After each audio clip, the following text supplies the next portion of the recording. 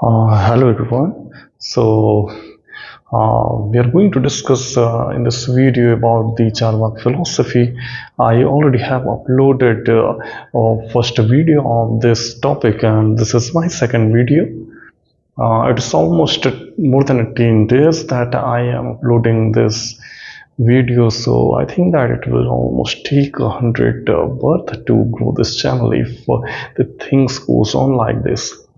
So this is my second video of Charvak philosophy, and if there will be need, if the topic is complete here in this session, so it is okay, and if not, so we will take another. I will upload the another video, and let's see today's points which are the importance of which are very important for the Charvak philosophy for our UPS exam.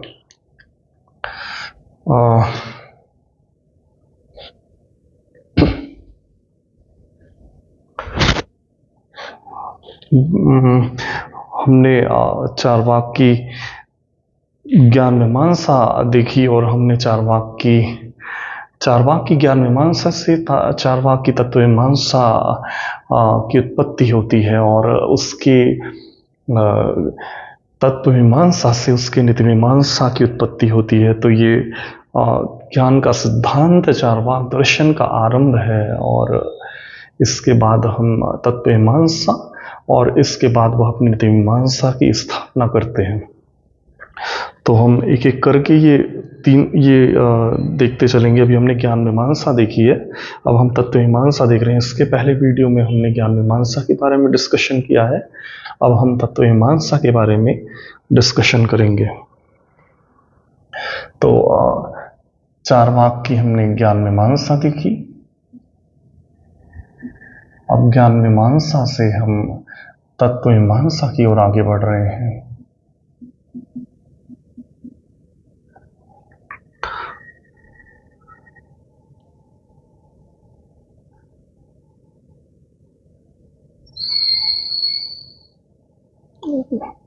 Sorry for this interruption.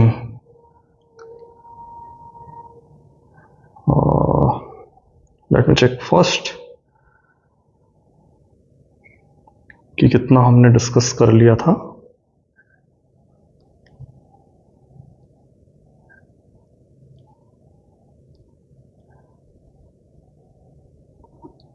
Okay, तो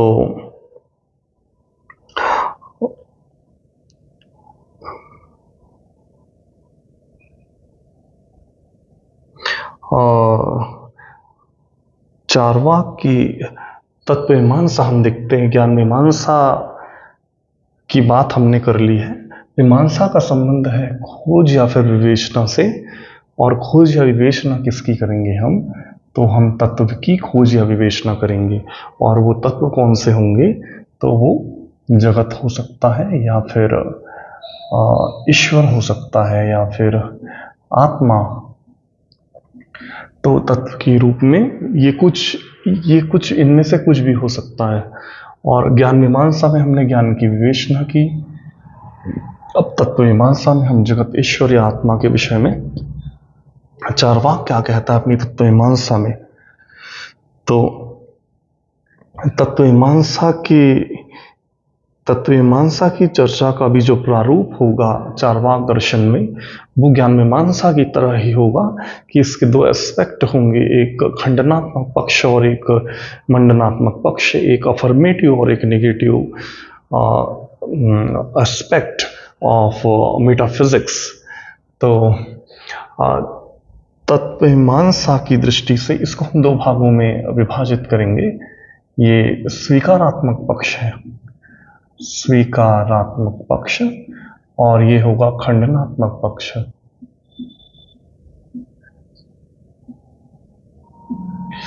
तो चारवाक अपने तत्व मीमांसा के स्वीकारात्मक पक्ष में जगत की सत्ता को एक्सेप्ट करता है, स्वीकार करता है। चारवाक ये कहते हैं कि जगत अस्तित्ववान है, इस जगत की सत्ता है, और इसका कारण भी उनका ये स्टेटमेंट है कि प्रत्यक्षमेव प्रमाणम, the perception is the only source of valid knowledge. तो प्रत्यक्ष ही प्रमाण है और इस जगत का प्रत्यक्ष होता है, इसलिए चार्वाक इस जगत की सत्ता को स्वीकार करते हैं। और ये जगत जो है वो 4 प्रकार के जड़ या भौतिक पदार्थों से मिलकर बना है। 4 प्रकार के जड़ या भौतिक पदार्थों से, पृथ्वी, अग्नि, वायु और जल। भारतीय धर्म और दर्शन में 5 मूल तत्व माने गए हैं, पृथ्वी, जल, वायु, अग्नि और आकाश। किंतु चार्वाक आकाश की सत्ता को अस्वीकृत करता है, और इसका कारण ये है कि आकाश का हमें प्रत्यक्ष नहीं होता, और जिसका प्रत्यक्ष नहीं होता उसे चार्वाक अस्वीकार करता है। इसलिए चार्वाक आकाश की सत्ता को नहीं मानता, और वो इन पृथ्वी, अग्नि, वायु और जल, इन 4 महाभूतों की सत्ता को स्वीकार करता है। और चूंकि ये भौतिक या जड़ तत्व हैं, इसलिए चार्वाक का दर्शन भौतिकवादी कहलाता है। भौतिकवादी, चार्वाक तत्वमीमांसी दृष्टि से एक भौतिकवादी दर्शन है, और एक से अधिक तत्व होने के कारण ये बहुतत्ववादी दर्शन है। और इसके बाद हम इसके खंडनात्मक पक्ष को देखें, तो खंडनात्मक पक्ष में चार्वाक तत्वमीमांसा के खंडनात्मक पक्ष में चार्वाक अतीन्द्रिय सत्ताओं का खंडन करता है। अतीन्द्रिय सत्ताओं का खंडन, वो चार्वाक तत्वमीमांसा में अतीन्द्रिय सत्ताओं का खंडन करता है। अतीन्द्रिय सत्ता का तात्पर्य है कि ऐसी सत्ताएं जो इंद्रियों से परे हों, जो अनुभव से परे हों, जैसे कि ईश्वर, आत्मा, मोक्ष, स्वर्ग, नरक, पुनर्जन्म, पूर्वजन्म आदि समस्त सत्ताएं जिनका प्रत्यक्ष नहीं होता, उन्हें अतीन्द्रिय सत्ता कहते हैं, इंद्रियों से परे की सत्ता। और चार्वाक इन समस्त सत्ताओं का खंडन करता है,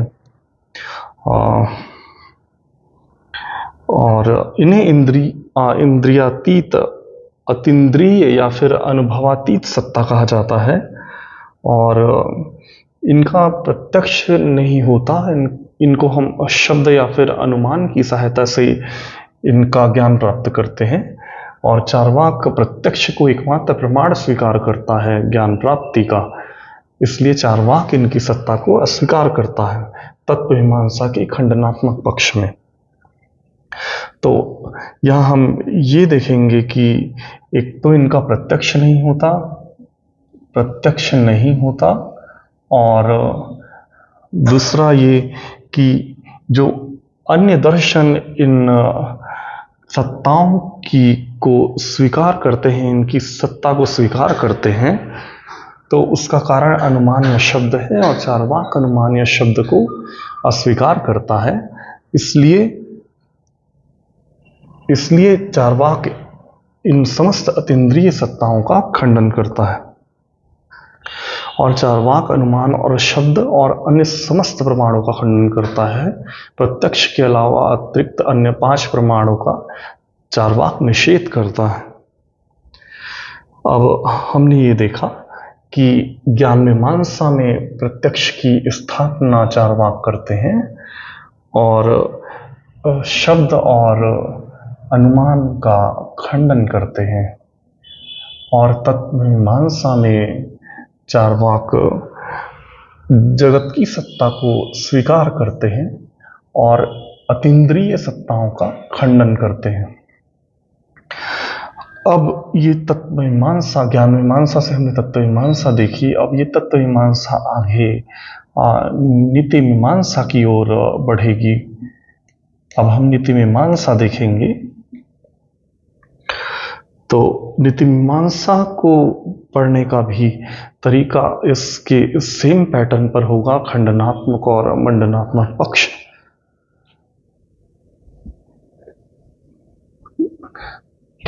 I am really sorry for disturbance because of the heat and the summer.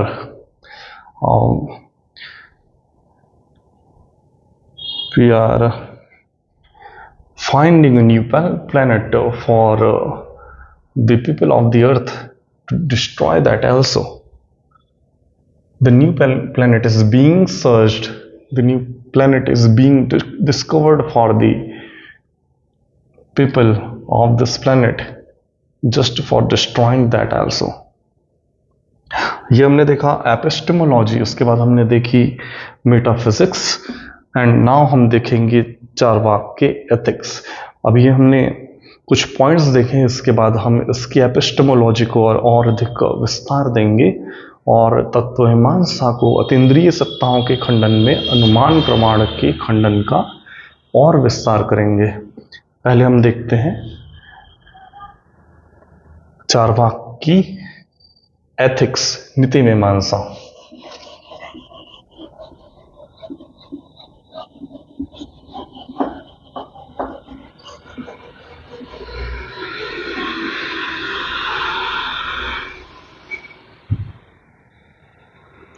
तो चारवाक की नीति मीमांसा इसकी तत्व मीमांसा का परिणाम है। अभी ये ज्ञान मीमांसा से हमने तत्व मीमांसा देखी, तत्व मीमांसा से हम आगे बढ़ रहे हैं। तत्व मीमांसा का परिणाम है चारवाक की नीति मीमांसा। अब नीति मीमांसा को देखते हैं। इसके देखने का प्रारूप भी वही होगा, खंडनात्मक और मंडनात्मक पक्ष। खंडनात्मक और स्वीकारात्मक और खंडनात्मक पक्ष। स्वीकारात्मक और खंडनात्मक पक्ष। तो ये इन दो भागों में विभाजित करके हम चारवाक की नीति मीमांसा देखेंगे। भारतीय दर्शन में चार पुरुषार्थ हैं। नीति मीमांसा को देखने का तरीका ये है कि हम भारतीय दर्शन के चार पुरुषार्थों को किन तरीकों से अपने जीवन में आत्मसात करते हैं। तो भारतीय दर्शन के चार पुरुषार्थों में चारवाक अर्थ और काम को स्वीकार करता है और धर्म और मोक्ष का खंडन करता है, और काम को जीवन का चरम लक्ष्य मानता है, और अर्थ को काम की प्राप्ति का साधन, और काम जो है वो एक शारीरिक सुख को अभिव्यक्त करता है। चारवाक की दृष्टि से काम एक शारीरिक सुख है और अर्थ उस शारीरिक सुख की प्राप्ति का साधन है, और धर्म और मोक्ष का खंडन करता है।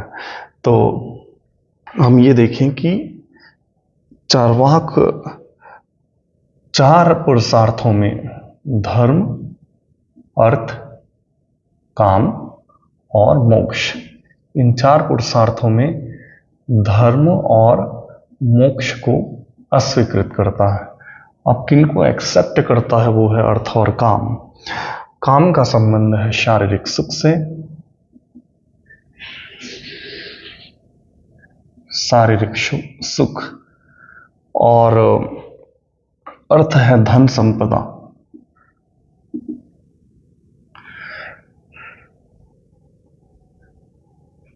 काम जीवन का चरम लक्ष्य है,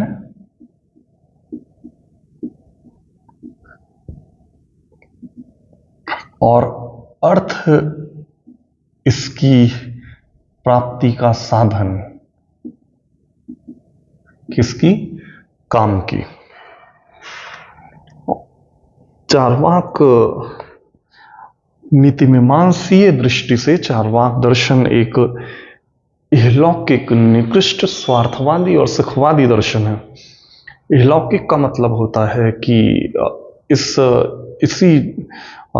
संसार में, इसी जगत में, तो इस जगत में शारीरिक सुख की प्राप्ति को और खुद के सुख की प्राप्ति को चार्वाक चरम लक्ष्य मानता है, और चार्वाक इस लोक में अपने शारीरिक सुख की प्राप्ति को जीवन का चरम लक्ष्य मानता है।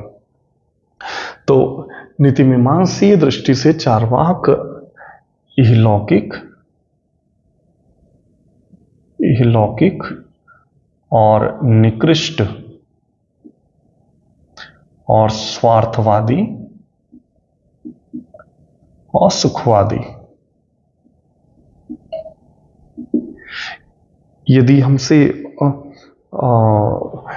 तत्वमीमांसी, ज्ञान मीमांसी या नीति मीमांसी दृष्टि से चार्वाक दर्शन के बारे में पूछा जाए तो हम इन तरीकों से उसकी चार्वाक दर्शन की व्याख्या करेंगे। ज्ञान मीमांसी दृष्टि से चार्वाक का दृष्टिकोण, चार्वाक का दर्शन, तत्वमीमांसी दृष्टि से चार्वाक का दर्शन, और यह नीति मीमांसी दृष्टि से चार्वाक का दर्शन। तो नीति मीमांसी दृष्टि से चार्वाक इहलौकिक, निकृष्ट, स्वार्थवादी, सुखवादी दर्शन है। इहलौकिक का मतलब होता है इस लोक में, और निकृष्ट का मतलब होता है शारीरिक सुख,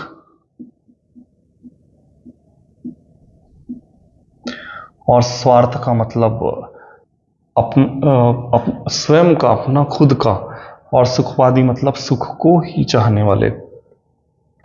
तो चार्वाक नीति मीमांसी दृष्टि से इहलौकिक, निकृष्ट, स्वार्थवादी और सुखवादी दर्शन है, वो शारीरिक सुख को इस जीवन का चरम लक्ष्य मानता है। और इसके नीति मीमांसा के खंडनात्मक पक्ष में देखें तो ये मोक्ष का और पुनर्जन्म का और स्वर्ग नरक का, ये इनका खंडन करता है नीति मीमांसी दृष्टि से। अब ये है नीति मीमांसा। हमने चार्वाक दर्शन की एपिस्टेमोलॉजी, इसके बाद मेटाफिजिक्स और इसके बाद एथिक्स, ये तीनों एक सतही तौर पर हमने ये देखा कि चार्वाक इनके बारे में क्या कहता है। अब हम इसको और विस्तार देंगे। हम फिर से चलते हैं अपने एपिस्टेमोलॉजी में, ज्ञान मीमांसा में, ज्ञान का सिद्धांत या प्रमाण विचार, और इस बार हम इसकी थोड़ी व्याख्या करेंगे। और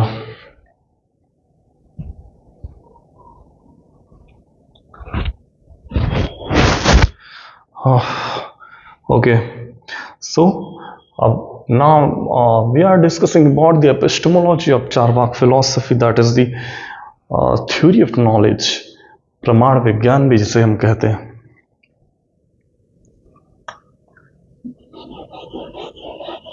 I have decided that I will upload a short video, almost it will be near about 30 to 40 minutes, and I will maintain the regularity and the continuity of uploading the video. So it will be much better than recording the 1 or 2 hour class. So I will upload a 30-40 minutes video now. So this is the epistemology, Charvaka के ज्ञान का सिद्धांत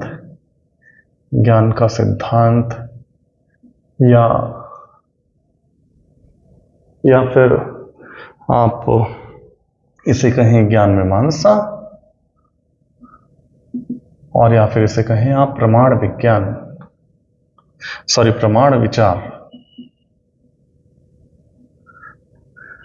प्रमाण विचार क्यों? क्योंकि चार्वाक अपने प्रत्यक्ष प्रमाण के बारे में इसमें विशेष जोर देकर बात करता है प्रमाण विज्ञान में।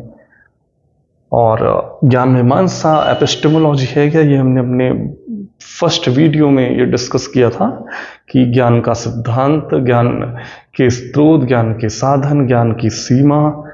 तो ज्ञान के बारे में विवेचना जो हम करते हैं, ज्ञान की खोज करते हैं, वो एपिस्टेमोलॉजी में अध्ययन किया जाता है। तो चार्वाक अपने प्रमाण विचार की चर्चा ज्ञान मीमांसा में करते हैं। ज्ञान के सिद्धांत की भूमिका या फिर इसका आरंभ देखें, इस सिद्धांत का चार्वाक दर्शन में, तो इसका आरंभ आप देखें, इसकी भूमिका में हम क्या लिख सकते हैं, कुछ कीवर्ड्स हैं जो हम एपिस्टेमोलॉजी, चारवाक की एपिस्टेमोलॉजी या ज्ञान के सिद्धांत में उपयोग कर सकते हैं, वो है कि चारवाक दर्शन एक प्रत्यक्षवादी और वस्तुवादी और इहलौकिक और सुखवादी और भौतिकवादी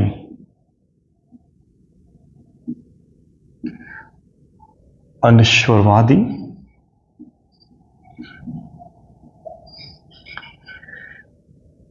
नास्तिक और बहुतत्ववादी। चारवाक दर्शन प्रत्यक्षवादी, वस्तुवादी, लौकिक, सुखवादी, भौतिकवादी, अनिश्वरवादी, नास्तिक और बहुतत्ववादी दर्शन है। ये हम ज्ञान मीमांसा की भूमिका में उल्लेख कर सकते हैं और इन शब्दावलियों की परिभाषा हमने ऑलरेडी इसके पहले वीडियो में डिस्कस किया है। और प्रत्यक्षवाद मतलब ज्ञान प्राप्ति का एक वैध साधन या स्रोत जो है वो प्रत्यक्ष है। प्रत्यक्ष में प्रमाणम, प्रत्यक्ष ही प्रमाण है। Perception is the only source of valid knowledge, यह है प्रत्यक्षवाद। और वस्तुवाद यह है कि वस्तु की सत्ता जो है वो ज्ञाता से पृथक और स्वतंत्र है, यह है वस्तुवाद। इहलौकिक मतलब इस जगत में, इस संसार में। सुखवाद मतलब सुख को अपने जीवन का लक्ष्य मानने वाले। भौतिकवाद मतलब इस जगत को की जड़ तत्व या भौतिक तत्व से मिलकर बना हुआ इस जगत को मानने वाले, जैसे अग्नि, पृथ्वी, वायु, जल, तो भूत तत्वों से इस जगत की सृष्टि मानने वाले भौतिकवादी। अनिश्वरवादी वे जो ईश्वर की सत्ता में विश्वास नहीं करते, और नास्तिक वे जो वेदों की प्रामाणिकता पर विश्वास नहीं करते। और बहुतत्ववादी मतलब जो जगत की सत्ता के मूल तत्वों में एक से अधिक तत्व को स्वीकार करने वाले बहुतत्ववादी। तो चारवाक दर्शन ज्ञान मीमांसी दृष्टि से प्रत्यक्षवादी, वस्तुवादी, लौकिक, सुखवादी, भौतिकवादी, अनिश्वरवादी, नास्तिक और बहुतत्ववादी दर्शन है। ये भूमिका। इसके बाद हम इस चारवाक दर्शन का आरंभ देखें तो चारवाक दर्शन का आरंभ इसकी ज्ञान मीमांसा से होता है, और इसके बाद वो ज्ञान मीमांसा से आगे अपनी तत्व मीमांसा और इसके बाद अपनी नीति मीमांसीय विचारों की स्थापना करते हैं। ज्ञान मीमांसा के बारे में हमने दो पक्ष पढ़े थे। ज्ञान मीमांसा के दो पक्ष हैं, एक है स्वीकारात्मक पक्ष और एक है खंडनात्मक पक्ष। तो स्वीकारात्मक पक्ष में प्रत्यक्ष एकमात्र प्रमाण है, ये हमने देखा, और खंडनात्मक पक्ष में अन्य प्रमाण जैसे कि अनुमान, शब्द आदि का खंडन। भारतीय दर्शन में 6 प्रमाण माने गए हैं। There are 6 source of knowledge. तो भारतीय दर्शन में 6 प्रमाण हैं, जिनमें से चारवाक प्रत्यक्ष को स्वीकार करता है और प्रत्यक्ष के अतिरिक्त अन्य प्रमाणों की सत्ता का खंडन करता है। तो प्रत्यक्ष हमने स्वीकारात्मक पक्ष में देखा, प्रत्यक्षमेव प्रमाणम। अब हम देखते हैं प्रत्यक्ष है क्या, प्रत्यक्ष का अर्थ क्या है। प्रत्यक्ष मिलकर बना है प्रति प्लस अक्ष से। अक्ष का मतलब होता है आंख, या फिर इसे चक्षु कहते हैं हम हिंदी में। तो प्रति अक्ष का मतलब होता है प्रत्यक्ष बना हुआ है प्रति और अक्ष से मिलकर, और प्रति अक्ष का मतलब होता है आंख के सामने। तो आंख से जो हमें ज्ञान प्राप्त हो, आंख से जो ज्ञान प्राप्त हो वो प्रत्यक्ष है। आंख क्या है? वो है इंद्रिय, हमारी बाह्य इंद्रिय हैं। हमारे पास 5 बाह्य इंद्रिय हैं और एक हमारी आंतरिक इंद्रिय है, वो मन। और मन की सत्ता को वो चारवाक अस्वीकार करता है, क्योंकि मन का प्रत्यक्ष नहीं होता। और 5 बाह्य इंद्रियों को चार्वाक स्वीकार करता है, जो है नाक, कान, आँख, नाक, कान, त्वचा और जिह्वा। तो ये आँख के सामने जो हो और आँख से प्राप्त ज्ञान वो प्रत्यक्ष है, ये इसका संकीर्ण अर्थ है। संकीर्ण अर्थ। अब इसके आप व्यापक अर्थ को देखें तो ये इंद्रिय है, और इंद्रिय में आँख के अलावा हम पांचों इंद्रियों को, क्योंकि पांचों इंद्रियों की सत्ता चार्वाक स्वीकार करता है, इसलिए हम आँख, नाक, कान, त्वचा और जिह्वा, इन पांचों बाह्य इंद्रियों से जो ज्ञान प्राप्त हो उसे प्रत्यक्ष कहते हैं। और ये प्रत्यक्ष का व्यापक अर्थ है, इसके शाब्दिक या संकीर्ण अर्थ से परे ये इसका व्यापक अर्थ है प्रत्यक्ष का। तो आंख से जो हमें ज्ञान प्राप्त होता है वो होता है चाक्षुष प्रत्यक्ष, और नाक से जो प्राप्त होता है उसे हम कहते हैं घ्राण प्रत्यक्ष। कान से जो हमें प्राप्त होता है उसे हम कहते हैं श्रोत प्रत्यक्ष, श्रौत प्रत्यक्ष। त्वचा से जो ज्ञान प्राप्त हो उसे त्वाचिक प्रत्यक्ष, और जीवा से जो ज्ञान प्राप्त हो उसे हम कहते हैं रासच प्रत्यक्ष। Just a minute.